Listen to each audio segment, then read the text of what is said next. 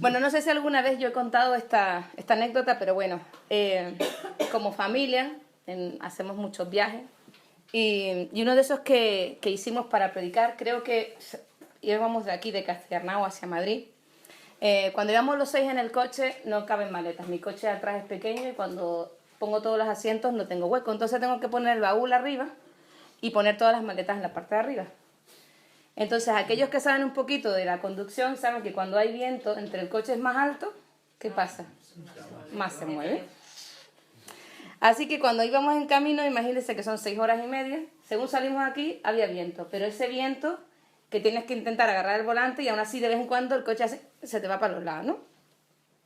Y Samuel conducía, menos mal, y le dolía, cuando terminó el viaje, le dolían las manos de ir tenso agarrando el volante, ¿no? Y yo iba calladita, pero iba orando. Digo, ay, Señor, por favor, Señor, que este viento se pare. Señor, tú que eres el dueño de la naturaleza, que pare este viento. Yo decía, esto es una petición muy fácil para el Señor, ¿no? Porque si Él puede, yo qué sé, como separar el Mar Rojo, que pare el viento unas horitas mientras vamos en carretera, no creo que sea algo complicado, ¿no? Y me acordaba del texto cuando dicen los discípulos, ¿quién es este?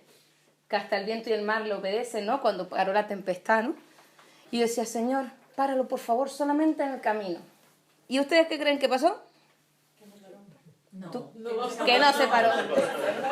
Que no se paró. Así que estuve las 6 horas y media orando. ¿Vale? O sea, es una vigilia de oración impresionante. Pero yo decía, ¿pero por qué no, Señor? O sea, somos tus hijos. Venimos a predicar tu palabra. Intentamos vivir como a ti te agrada con nuestros fallos. Somos una familia entregada a ti. ¿Por qué no me cumples ese mínimo, esa petición tan pequeñita de parar el viento? O sea, y la respuesta la tuve cuando llegamos allí a Madrid. Y es que el Señor quería enseñarme a vivir en medio de la tempestad, vivir en medio del viento, a ser capaz de tener paz y tranquilidad, a pesar de que el coche se movía mucho, a pesar de que había esa tensión en la carretera, ¿no? Muchas veces el Señor no hace lo que nosotros esperamos, pero Él está en control de la situación. Vamos a poner en contexto con el libro de Daniel. Yo supongo que muchos lo habrán leído, muchos habrán escuchado muchas historias del libro de Daniel. La más conocida es Daniel en el foso de los leones, pero hoy a Daniel lo vamos a dejar un poquito a un lado, ¿vale? Están en Babilonia, el rey Nabucodonosor lleva cautivo al pueblo de Israel, porque el pueblo de Israel había desobedecido al Señor y el Señor, como castigo, les había dejado que se lo llevaran presos a Babilonia, ¿no? Entonces Nabucodonosor fue a Jerusalén y se llevó un grupo de personas para allá. Y cuando estaba allí él necesitaba un grupo de chicos jóvenes para poder llevar a cabo por las tareas del reino y demás. Y entonces dice, bueno, entre los jóvenes que han venido de Jerusalén, por favor que me busquen los que sean de mejores familias, que sean fuertes, así, de buen parecer y demás, para prepararlos para que me sirvan. Así que entre esos, dice, durante 3 años esos jóvenes comerían y beberían lo mismo que el rey, mientras tanto estudiarían y aprenderían el idioma y la cultura de los babilonios. Y pasado ese tiempo entrarían a servir en el palacio del rey. Entre los que fueron llevados cautivos estaban, decirle 3 nombres que no es lo que hemos dicho y son más sencillos. Daniel, Ananías, 4. Daniel, Ananías, Misael y Azarías. Pero el jefe de los sirvientes le cambió el nombre y le puso los nombres que hemos visto, ¿verdad? A Daniel le puso Belsasar y después a los otros le puso Sadrach, Abednego. Acuérdense que no es negro, que es nego, ¿vale? ¿Y por qué les cambió el nombre? Pues les cambió el nombre primeramente para que se adaptaran a la cultura, pero tenía un mensaje ahí por detrás, ¿verdad? El nombre de Daniel es Dios es mi juez. Y le pusieron Belsasar, que significa Baal, o sea, el diablo protege tu vida.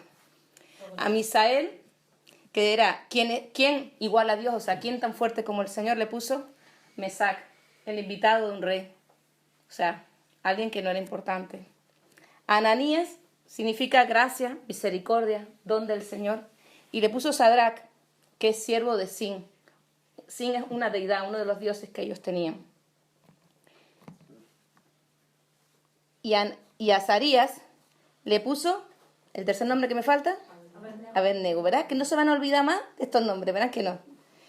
Y Azarías significa el Señor es mi ayuda y Abed-nego significa el siervo de Nego, otro dios de los babilonios. Cuando Nabucodonosor les cambió el nombre, o el jefe de la guardia cambió el nombre, no fue al azar. Realmente lo hacían a propósito. Sabían qué significaba cada nombre y le ponían algo que realmente mostrase quién era el que dirigía la vida de ellos ahora. Y lo hacían también para que se olvidaran del Dios que tenían, que se olvidaran de Jerusalén y que dejaran de tener esperanza en que un día Dios los iba a librar de donde estaban, ¿verdad? De tener nombres gloriosos y exaltados pasaban a tener nombres de siervos que debían servir bajo la tutela de los ídolos. La intención era inculcar en su mente servidumbre. Pero Daniel, que era como el cabecilla del grupo, decidió no comer ni beber lo mismo que el rey, porque para él eso era un pecado. Por eso le pidió a Aspenaz, que es otro hombre que hemos dicho, que era el jefe que les estaba cuidando, que no le obligara a comer a él ni a sus amigos la comida del rey. Esto no era orgullo, esto seguramente era porque dentro de la comida del rey, la dieta del rey, habían alimentos que estaban prohibidos en la ley de Dios. Y ellos decían, mira, mejor nosotros comemos solo verduras, legumbres y bebemos agua y así no hacemos mal a Dios, ¿no? Pero claro, Aspenaz lo que hace, dice, que va, ni loco. Como el rey me vea que yo tengo que cuidar de ustedes y que ustedes están desnutridos, en vez de estar fuertes como él los quiere, están hechos polvo, dice, no. Entonces le dijo, mira, vamos a hacer una cosa, déjame 10 días, nosotros vamos a comer de esta manera y a los 10 días vas a ver si vale la pena o no. Entonces a los 10 días vio, a los 10 días vio que los chicos estaban casi mejor que los otros que estaban siendo alimentados con la comida del rey y dice, por tanto los 4 se quedaron al servicio del rey haciendo todo lo que el rey les pedía, aunque lo hacían mejor y con más sabiduría que todos los sabios y adivinos del reino juntos. Después de esto ya está Daniel y los amigos ya están sirviendo al rey, ya están ahí, no se sabe exactamente en qué puesto estaban, pero un día el rey tuvo un sueño. Y era muy típico en esta época que cuando los reyes tenían sueños llamaban a los sabios, a los adivinos, para que le interpretara el sueño. Entonces él llamó a sus sabios y a los adivinos y le dijo, pero esta vez no le voy a decir cuál es el sueño. Quiero que me adivinen en la interpretación, pero también quiero que me adivinen el sueño.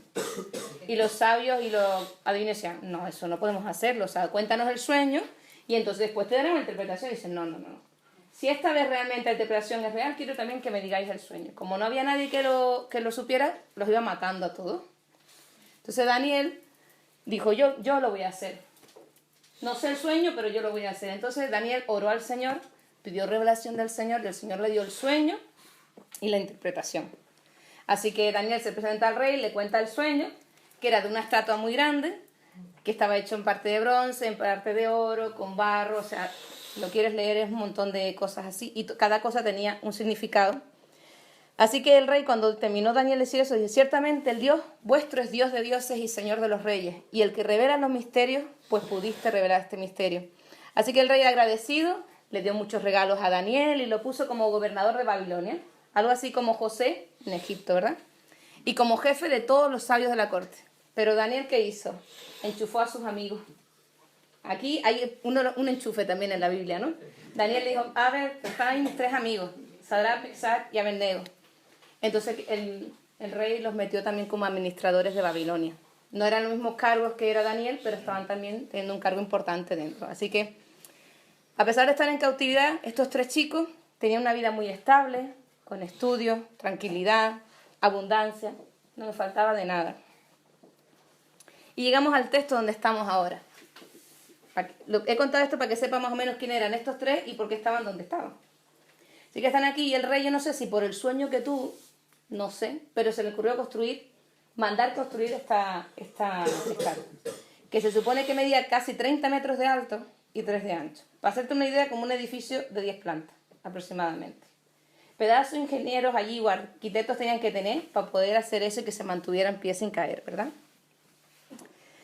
Dice, y el rey le dice, mira, para la presentación va a venir muchas personas a verlo. Entonces vamos a establecer una cosa. Dice, viene gente de diferentes pueblos y habla distintos idiomas. A todos ustedes les ordena prestar atención a los músicos que van a tocar instrumentos. En cuanto oigan la música, todos ustedes deberán inclinarse hasta el suelo y adorar la estatua que el rey mandó hacer. Quien no se incline para adorar la estatua será arrojado a un horno de fuego. En cuanto la gente escuchó la música, todo el mundo se inclinó a tierra. Pero se quedaron de pie 3 personajes. ¿Quiénes? Muy bien, muy bien. No sabemos dónde estaba Daniel, aquí en este texto no lo nombra. Estaría haciendo algún recado como gobernador, no lo sé, pero no está. Ellos 3 se quedaron de pie. Entonces estaban los que eran administradores también de Babilonia, pero que eran de Babilonia y que siempre tenían ese pique con los judíos. Así que fueron al rey y le contaron el chisme. ¿Sabes qué? Tú no dices que el que no se arrodille que va a morir. Pues tus 3 ahijados, tus 3 niñitos protegidos, no se han inclinado, no se han doblado ante la estatua. Así que el rey se enfada muchísimo. No sabemos si se enfadó por el chisme que le habían venido a aquellos, si por el ego que le había dolido porque realmente no se habían inclinado. Lo cierto es que se enfadó mucho. Y cuando los trajo, les dice, a ver, algo así como, les voy a dar otra oportunidad. Va a volver a sonar la música. Y ustedes solo tienen que arrodillarse. Y esto me hace recordar cuando tenemos nuestros hijos pequeños, ¿no? Y les vamos a castigar, yo, a la de 3, ¿eh? Y tú dices, 1, 2, y el niño se mueve y tú dices, 2 y medio. Pues algo así me suena a mí esto. Sí, en vez de meterlo directamente, les di una oportunidad más, ¿no? Y el rey realmente tenía un aprecio especial por estos chicos, pero tenía que hacer lo que él había establecido, ¿verdad? Entonces dice, ni se atrevan a negarse a hacerlo, porque no va a haber ni un solo Dios, ni siquiera el tuyo, que te pueda librar de un horno de fuego. Y entonces cuando viene el texto más importante del pasaje, Sadrac, Mesac y Abednego respondieron y dijeron al rey, oh Nabucodonosor, no necesitamos nosotros responderte esto. Si es así, nuestro Dios, a quien rendimos culto, puede librarnos del horno de fuego ardiendo, y de tu mano, oh rey, nos librará. Y si no, que sea de tu conocimiento, rey, que no hemos de rendir culto a tu Dios, ni tampoco hemos de dar homenaje a la estatua que has levantado. Estos eran chicos jóvenes y eran valientes para afrontar las consecuencias de lo que creían. Ellos sabían que iban a ir al horno de fuego, sabían que no había nada intermedio. Cuando un rey decía una cosa, se cumplía. Pero ellos estaban dispuestos a obedecer a Dios antes que a los hombres. Así que el rey se enfadó mucho con estos jóvenes, porque además el ego se lo habían tocado y le superaba mucho, así que mandó que calentase el horno 7 veces más. O sea, no le valía con que estuviera encendido el horno, sino 7 veces más, ¿no? Y yo también esto mientras yo iba preparando la predicación, me iban viniendo imágenes, ¿no? Eso es como cuando a veces con nuestros propios hijos nos enfadamos, y cuando estamos tan enfadados ponemos castigos tan exagerados e innecesarios simplemente porque han dañado nuestro ego. A veces no es necesario encender el horno 7 veces, con una es suficiente, pero a veces nuestro ego hacemos ese tipo de cosas. Así que no era poco que el horno estuviera encendido 7 veces más, sino que encima buscó hombres fuertes, vigorosos del ejército, que los ataran para tirarlos dentro. O sea, dice, por si acaso se les ocurra salir de alguna manera, los voy a amarrar. Para que no se les ocurra intentar salir corriendo del horno, vamos a amarrar. Y pensaba en cuando a Jesús lo metieron en la tumba, que decían, por si acaso vengan los discípulos y saquen el cuerpo y tal. ¿Qué hicieron? ¿Pusieron el qué? Una piedra en la puerta. Así, por si acaso, como eso no es igual. Vamos a atarlos para que Dios no pueda hacer nada con ellos, ¿verdad? A nosotros como cristianos nos pasa muy, muy a menudo estas cosas. Porque aquellas personas que no aman al Señor y están a nuestro alrededor, siempre buscan la manera de actuar para que no se le pueda dar la honra al Señor por lo sucedido. Pero al final, siempre el Señor se glorifica. Imagínense cómo estaba el horno de caliente, que los hombres fuertes que llevaban en brazos a los que iban a tirar dentro del horno, solo al acercarse a la puerta, murieron quemados. Solo acercarse a la puerta. O sea, yo creo que les dio tiempo más que tirarlos dentro y sobre la marcha murieron. Cuando Dios está en control de la situación y nuestras vidas le honran, Él se encarga del resto. A veces nos preguntamos, ¿por qué nos están pasando las cosas que nos pasan si nosotros intentamos agradar a Dios? Si le estamos honrando, si intentamos agradarle, ¿por qué nos pasan estas cosas tan malas? ¿Por qué si yo sirvo al Señor, si yo intento vivir en santidad, por qué me pasa esto? ¿Por qué tenemos que sufrir estas cosas si amamos al Señor y es nuestra prioridad? Y una pregunta que nos hacemos también mucho. ¿Por qué Dios, si dice que me ama, no cambia la situación? Es posible que esta y otras preguntas también estos tres jóvenes se hicieran, Sadrach, Mesach y Abednego. Aunque eran jóvenes valientes que amaban al Señor, estoy seguro que en algún momento la duda también les llegó. Eran humanos como nosotros. Pero algo tenían muy claro. Aunque Dios no lo hiciera, ellos seguirían honrándole y adorándole. Ellos tenían la seguridad que Yahvé era su Dios, su Señor, y que no debían incumplir el primer mandamiento. Que el primer mandamiento no es no tendrás dioses ajenos delante de mí. El primer mandamiento es el Señor, Yahvé, el Señor, nuestro Dios, el Señor, uno es. Y ahí para ellos eso era lo único importante. El único Dios es el Señor. No puedo inclinarme hasta nada más. No puedo adorar ninguna otra imagen ni persona. Porque solo hay un Dios y ese es el Dios que tenemos.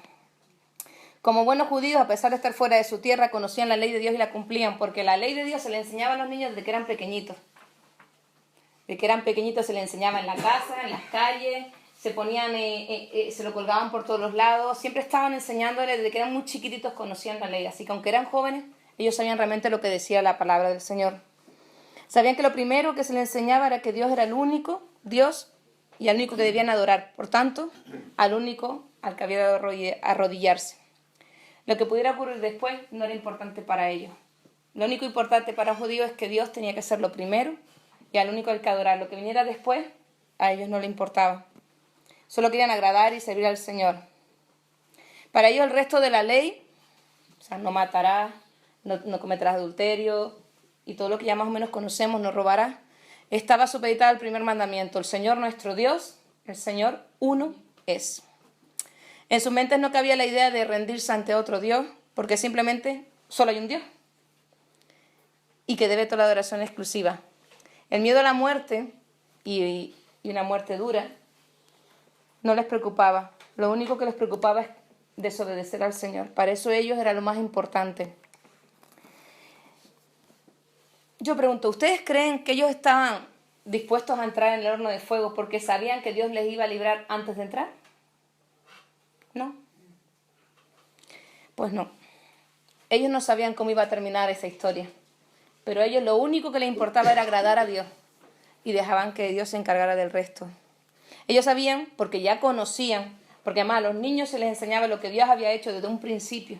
Y los niños y los jóvenes, aunque no habían nacido en esa época, sabían lo que Dios había hecho cuando los sacó de Egipto, les llevó por el desierto. Todo lo que había hecho Dios, los jóvenes lo conocían porque se les enseñaba. Ellos sabían que Dios podía actuar, que lo había hecho en otra época y que lo podía hacer, con lo cual ellos estaban tranquilos. Pero dice esas tres palabras, y si no, no pasa nada. Seguiremos adorando al Señor y no doblándonos ante ninguna estatua. Ellos no dudaban en que Dios podía hacerlo, pero tampoco presumieron de saber lo que Dios iba a hacer. Lo único que decían es, Dios puede hacerlo, tiene el poder para hacerlo, lo hemos visto hacerlo, pero si no lo hace no importa, porque sigue siendo Dios, sigue siendo mi Señor y al que debo de adorar. Esto también tiene que ver con cuando Job dice, he aquí, aunque él me matare, en él esperaré. Ellos reconocían que el plan de Dios podía ser diferente que sus deseos, pero la única prioridad era adorar al Señor. ¿Cuántas veces nos vemos nosotros en situaciones como vivieron estos jóvenes, verdad? Situaciones en las que simplemente por hacer algo en contra de lo que a Dios le agrada podríamos salir vencedores y no sufrir nada. Situaciones en las que tenemos que tomar una decisión y a veces lo hacemos mal solamente porque no queremos pagar las consecuencias. Si nosotros pensáramos, si fuéramos nosotros uno de esos tres chicos, ¿estaríamos dispuestos a entrar en el horno solamente por no doblarnos ante una estatua? Ahí lo dejo. Pero Dios deja de ser Dios porque no me libre de las malas situaciones, experiencias. Dios sigue siendo Dios y en cada situación, aunque algunos no lo crean, Él se glorifica. Y esa debería ser nuestra meta, honrarle en todo momento y que los que están a nuestro alrededor puedan llegar a honrarle también por lo que nosotros hacemos. El rey estaba muy inquieto. Yo imagino que él, en el fondo, diría, ¿y si al final resulta que este Dios realmente puede hacer algo? Así que se acercó a mirar, ¿no? El horno de ese tiempo, intenté buscar una imagen o algo y un poco difícil, pero bueno, es algo así como una chimenea de hoy en día, o sea, no tiene puerta, pero se podía ver desde fuera cómo se iba quemando lo que estaba dentro. Entonces el rey se supone que se puso a una distancia prudencial, sabiendo que aquellos que se acercaron murieron quemados, y se puso a mirar para adentro. Imagino a aquel rey así mirando y de repente empieza.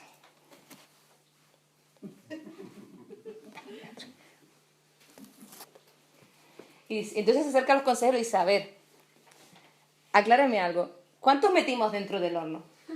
3. Es que aquí hay 4 personas. Hay 4 personas dentro del horno. Y una parece un dios o un ángel o un hijo de dioses. O sea, hay diferentes traducciones, pero es como alguien que no es hombre. Hay una imagen ahí especial. El rey sabía que estos hombres, los 3 amigos, habían sido metidos dentro del horno atados. Era imposible que pudieran estar caminando por el medio del fuego. Todavía podrían estar vivos, pero atados. Pero estaban caminando por ahí como si nada, con ese 4 hombre con ellos. Como comentamos antes, Dios siempre se glorifica y hace cosas que no esperamos para mostrar su poder. Estos 3 chicos seguro que no tenían ni idea que Dios se iba a presentar en medio del horno de fuego para estar con ellos. Ellos solamente pensaban en quiero agradar a Dios, voy a adorarle solo a Él. Y mi vida está en sus manos.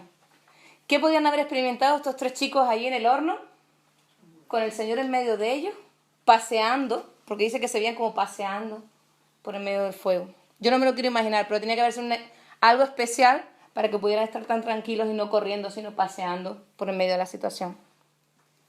Con esta imagen podemos ver que el Señor siempre está con nosotros, aún en los peores momentos.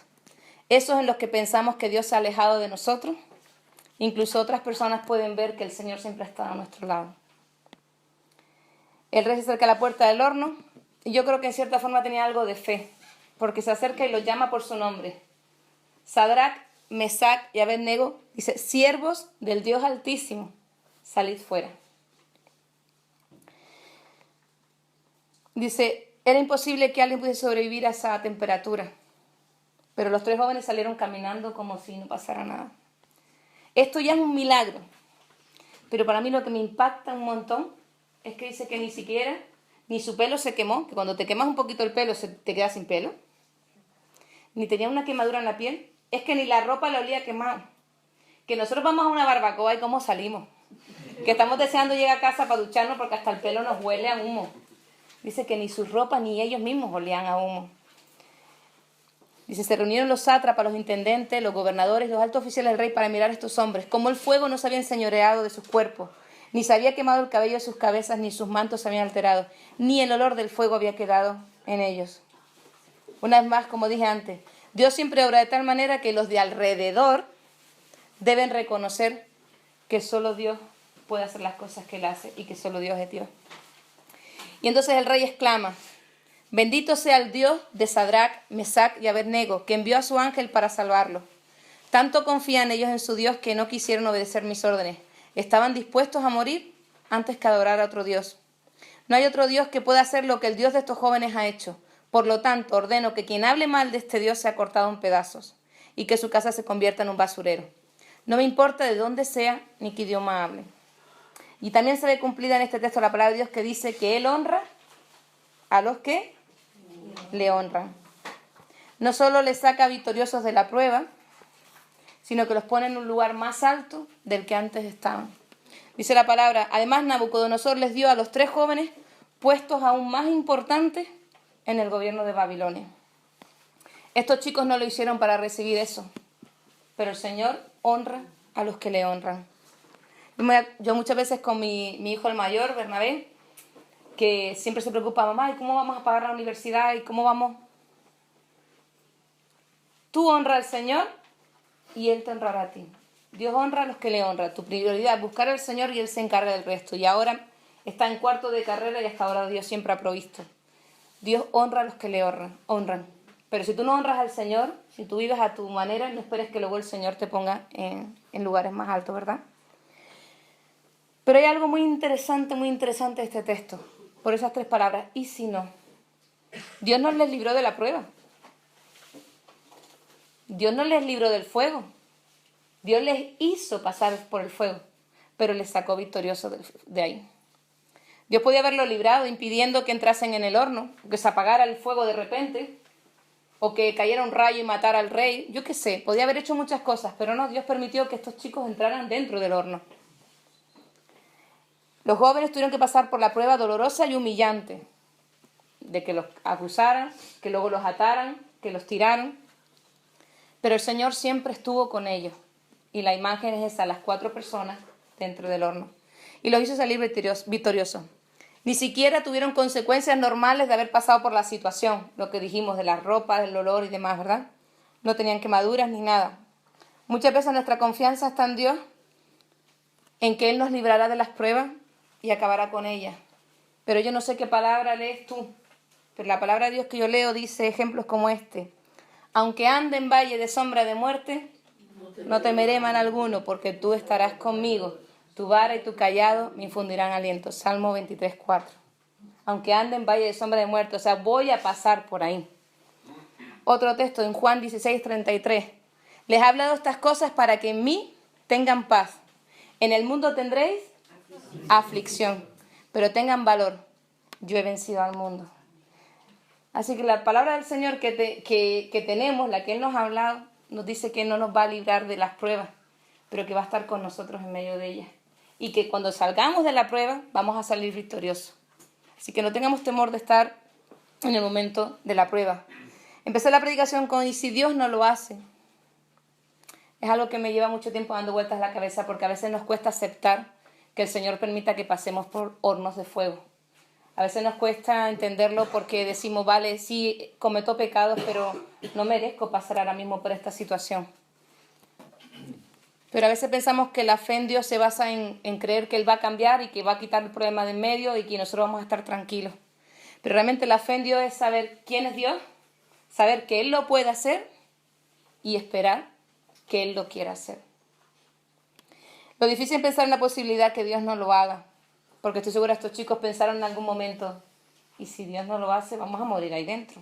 Y morir quemado, yo no sé, te has quemado alguna vez, pero yo me he quemado con el horno un poquito nada más, que vas a sacar algo y te quemas un poquito por aquí y duele. Y estás buscando siempre una cremita para que imagínate que mueras quemado. Muchas veces esperamos que Dios conteste nuestras peticiones como nosotros queremos. Y así evitar pasar por los problemas. Como humanos, evitamos el dolor, el sufrimiento, la angustia, pero en ningún momento Dios nos dijo en su palabra que estando con Él no pasaríamos por esto. Es más, muchas veces pasamos por más dificultades precisamente por tenerlo como Dios. Pero Dios sigue siendo Dios y como vimos en el ejemplo de estos 3 chicos, a pesar de que podían pensar que ya se había acabado todo, que no había solución, que Dios había perdido, es cuando el Señor se glorifica. Pues lo que a Dios le encanta es que todos tengan que reconocer que lo que ha pasado es gracias a Él. Teniendo en cuenta el ejemplo que conté al principio de cuando iba conduciendo Samuel hacia Madrid, el viento, ¿verdad? Teniendo en cuenta eso y pensando cada uno en la situación que tiene ahora, es cómo vamos a actuar ahora. ¿Va a cambiar nuestra perspectiva de la situación que estamos viviendo? ¿O vamos a seguir pensando en que Dios va a quitar de en medio y ya está? ¿Vamos a ver las dificultades y las tormentas como una muestra del abandono de Dios o como parte de nuestro vivir con Él? ¿Vamos a dudar del poder de Dios o de su soberanía porque seguimos en medio del problema sin que Él nos libre? Recuerda que Dios obró en la vida de estos jóvenes, pero no de la manera que ellos esperaban. Igualmente nosotros hoy en día debemos pedir que Dios obre en medio de nuestros problemas o situaciones, pero sabiendo que siempre Él actuará de una manera más sabia de lo que nosotros pensamos y se glorificará. Terminaré con un ejemplo de algo de mi vida también. Yo creo que algunos ya lo han escuchado. Y yo, antes de mi hijo el mayor, Bernabé, yo tuve un aborto en el que eran gemelos, pero uno estaba en el útero y otro estaba en la trompa. Así que no sabía que tenía otro en la trompa hasta que me operaron y me hicieron el primer legrado porque lo había perdido. Ingresé 2 días más tarde con muchas hemorragias y se dieron cuenta que había uno en la trompa, me operaron de urgencia. Y ahí el diagnóstico era endometriosis y esterilidad. Pero Samuel a mí nunca me quiso decir lo de esterilidad, porque dice, esta mujer siempre quiso tener hijos. Si yo le digo que no va a tener hijos, esta ya entra en depresión ahora mismo. Así que no me contó nada. A los 3 meses o así, yo digo, Samuel, que estoy embarazada. Y Samuel pensando, esta mujer ya tiene un embarazo de esos psicológicos que bueno. Y me dice, sí, vale. Me hago la prueba y sale positivo. Entonces Samuel ya se queda descolocado. Pero él pensó que Dios me había sanado. Porque como él había estado orando por mí, dice, pues Dios habrá sanado la endometriosis y la esterilidad. Tengo a Bernabé, tengo a Sarai, tengo a Noemi. Después de tener a Pablo, me vuelvo a poner mala con muchas hemorragias, muchos dolores, y vuelvo a ir de nuevo al médico. Me hacen de nuevo las pruebas y sigo teniendo la enfermedad, la endometriosis. Y además los médicos dicen que es imposible que teniendo este diagnóstico tú tengas hijos, y menos 4, como mucho habrás tenido 1, pero no 4, es imposible. Pero me dicen, pero hay señales que muestran que esto es real. O sea, nunca dicen, es un milagro, pero cada vez que me tienen que atender tienen que reconocer que hay algo que no es normal. Hay algo que alguien tuvo que intervenir ahí porque no es normal. Yo sigo teniendo esa enfermedad y siendo tratada por esa enfermedad, pero Dios me dio 4 hijos. A veces pedimos cosas al Señor, pedimos que nos libre de situaciones, que nos quite cosas de en medio, pensando que como nosotros le pedimos la mejor manera. Pero a veces Dios obra a pesar de, porque lo que quiere es que todos puedan glorificarle y reconocer que Él es el Señor. Vamos a terminar con una oración y luego le daré paso. Termino yo ya entonces. Vamos a terminar con una oración y pidiendo al Señor que nos ayude a aceptar cuando eso y si no. Eso y si no del Señor. Cuando a veces el Señor actúa de otra manera. Gracias, Padre, porque, Señor, vemos realmente que cuando tú obras, todos tenemos que reconocer que eres tú, Señor, el que estás haciendo, Señor. Gracias por los milagros que haces a nuestro alrededor y perdónanos cuántas veces, Señor, nos enfocamos en nuestros problemas, nuestras angustias, nuestras tormentas y no te vemos a ti caminando en medio del fuego con nosotros, Señor, como estos 3 chicos. Señor, ayúdanos a saber verte a ti en medio de la dificultad, a disfrutar contigo en medio de la dificultad, a gozarnos contigo, Señor, a agarrarnos a ti, porque sabemos que llegará un momento en el que tú nos sacarás de donde estás, Señor, pero a saber estar en el momento esperando en ti, Señor. Esto es fácil decir, pero difícil vivirlo, por eso te pedimos a ti que nos ayudes, Señor, que nos ayudes a saber estar en el horno de fuego, Señor, esperando que tú obres, Señor.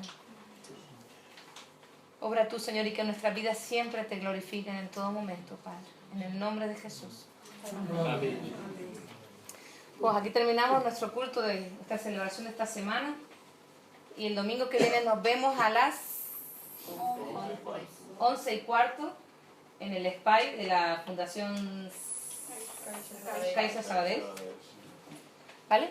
11:15 para el cafecito y a las 12 empezamos con la celebración. Todos los que vengan a las 11:15, no solamente para tomar el café, seguro que hay alguna tarea que puedan echar una mano y ayudar para poder colaborar todos juntos allí. Siempre pensar, si viene alguien nuevo, hay que atender a esa persona. Que esa persona pueda tener sitio para sentarse, que pueda tener todas las comodidades. Y si quedan 3 cafés y hay 4 personas, el que viene siempre deja el café para el otro. ¿Vale? Igual que el croissant, igual que el bollito o lo que quiera que sea. ¿Vale? Pues que Dios les bendiga mucho y que tengan una buena semana. Amén.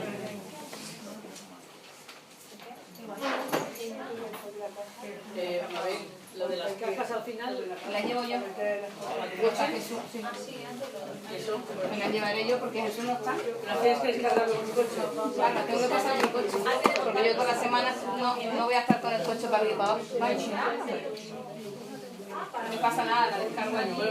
¿Te las lleva alguien al coche? Sí, ahora me lleva el palo. Sí. Tenía mucho calor aquí. Yo sí tengo un montón de calor, ¿eh? Ay, sí, un montón. Tengo muchas calorías encima.